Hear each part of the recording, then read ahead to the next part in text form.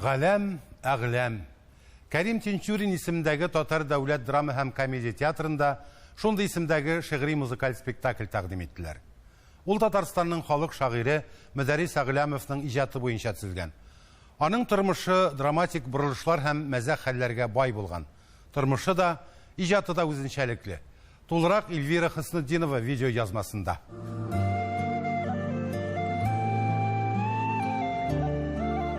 Төп менә бу китапларымда салынган төп орлык, ул да булса милләт тойгысы. Ул һәр вакыт милләт тел өчен борчылып яши. Бу аның иҗатында да чагылыш таба. Фәлсәфәче, гысьянчы, нәни гигант, маргинал, шүрәле, әкә, табигать баласы дигән исемнәре була аның. Кичкенәдән үк бер дә гади бала түгел инде. Аны безгә килгән кунаклардан бу кем булыр икән дип уйлыйлар инде, әйтәләр.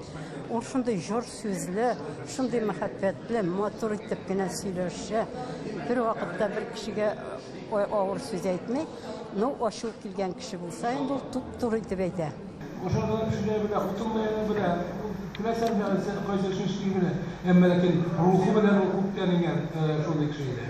Бу көнне Тинчурин театрында Мөдәррис Әгъләмовны искә алдылар. Очрашуда Татарстан язучылары, шагыйрьнең туганнары, артистлар. Үзенчәлекле шәхес белән бәйле кызыклы хәлләр, аның турында истәлекләр яңгырады. Аның бер шигырен мин укып шаккаткан идем. Ул аны 13-14 яшьләрдә язган булган икән. Сабан туе турында инде. Дошманнар таптаса илеңне, сорамый син батыр идеңме?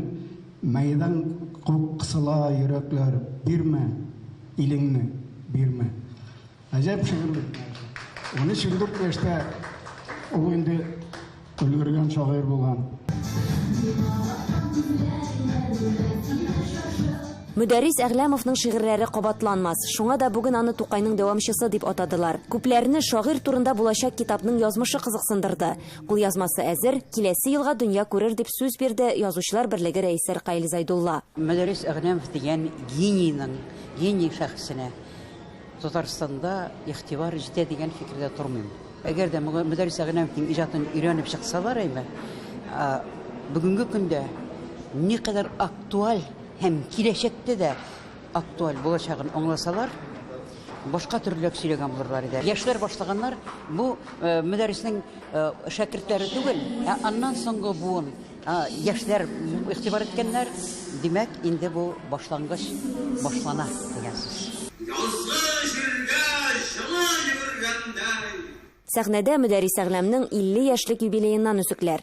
Ул вакыйгада Тинчурин театрында узган. Менә аның 50 яшьлек юбилеенда аның иң югары ноктасы булды иҗатның. Иң югары ноктасы, чөнки инде 60 яшь тулганда ул инде шәрләгән иде. Шул кичәдә бик моңсу булган иде. Менә бу 50 яшендә аның тантаналы кичә иде. Шуңа күрә без кичәгә таянып инде шул форманы калдырып, әмма аны яңартып эшләргә уйладык. Не надо, кадрле сыйу. Бу шигъри музыкаль спектакль генә түгел, монда пластика хәрәкәт бик күп. Биюләрне хореограф Марсель Нуриев куйган. Эзләнүләр, пластик яктан хәрәкәт эзләү, шигырьнең мәгънәсен пластика аша бәлки биреп карау минем өчен шәхсән бу үзенчәлекле бер дәрес булды, үзенчәлекле эзләнү булды миңа актриса буларак. Тамашачыга да менә шушы безнең эзләнүләр кызык булсын инде.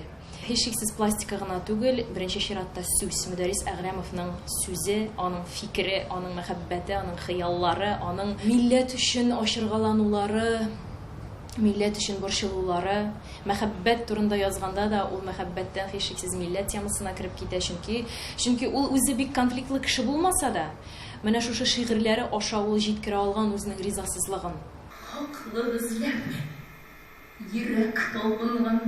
Мөдәррис Әгъләмнең шигырьләрен һәркем үзенчә ача ала.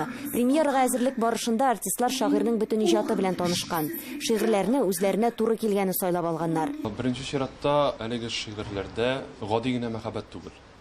Аларда ничектер үзенчәлекле һәм әлбәттә инде үземә якын сүзләр бар, мәгънәсе дә үземә якын. Һәм әлеге шигырьдәге ситуация минем тормышымда да булды. Бунты беренче шигырь, икенчесе дөньядагы менә бу вазгыять дип әйтик, һәм инде дөньядагы менә шушы хәзерге вакыттагы афәткә туры килә торгандыр миңа калса, һәм шуңа күрә мин аны шушы афәткә багышлап дип әйтик, сайладым дип әйтсәк тә була. Монда мәхәббәт тә, бәргәләнү дә, милләт темасы да. Ә үзәктә күпме генә дөнья артыннан куса да, кеше монда шәрә килеш килә, шулай китә дигән фәлсәфә ята. Эльвира Хөснетдинова, Татарлар, Казан.